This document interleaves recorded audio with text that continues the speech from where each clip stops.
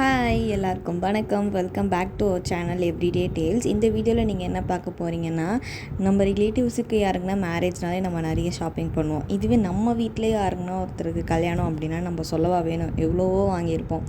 அதில் எதை யூஸ் பண்ணோம், எதை யூஸ் பண்ணல, எது தேவையில்லாமல் வாங்கணும், அதெல்லாம் நான் உங்களுக்கு காட்ட போகிறேன்.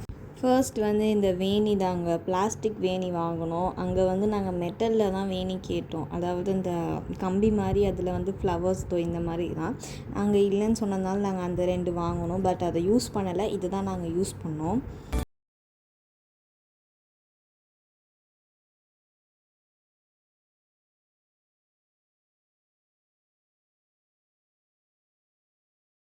ஏன்னா நிறைய பொட்டு தாங்க வாங்கியிருந்தோம். எந்த ட்ரெஸ்ஸுக்கு எந்த மாதிரி பொட்டு வைக்கலாம் அப்படின்னு சொல்லிட்டு நிறைய பொட்டு வாங்கியிருந்தோம்.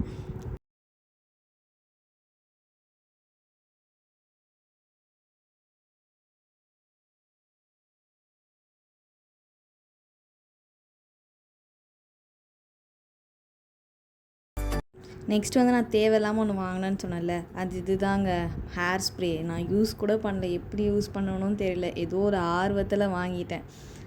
அதுக்கப்புறமா நிறைய கிளிப்ஸு, உங்களுக்கு தெரியும் என்ன தான் நம்ம குஷி கிளிப் வாங்கினாலும் எங்கே போகுதுன்னே தெரியாது. அந்த மாதிரி தான் குஷி கிளிப்ஸ்லாம் வாங்கினோம். நெக்ஸ்ட்டு இது வந்து என்னென்னா கேர்ள்ஸ் வைப்பாங்கள்ல, கேர்ள்ஸுக்கு பேக் சைடில் வந்து அந்த பஃப்புக்கு கீழே வந்து வைக்கிறதுங்க. இது பார்க்கவே ரொம்ப அழகாக இருந்துச்சு. அந்த சிலதுலலாம் வந்து லைட்டிங் மாதிரி வரும், இதில் லைட்டிங்லாம் இல்லை. பட்டு இது பார்க்கவே ரொம்ப அழகாக இருந்துச்சு. எங்கள் அக்காவோட லெஹங்காவுக்கு அப்படியே பர்ஃபெக்ட் மேட்சாக இருந்துச்சு, ரொம்பவே அழகாக இருந்துச்சு.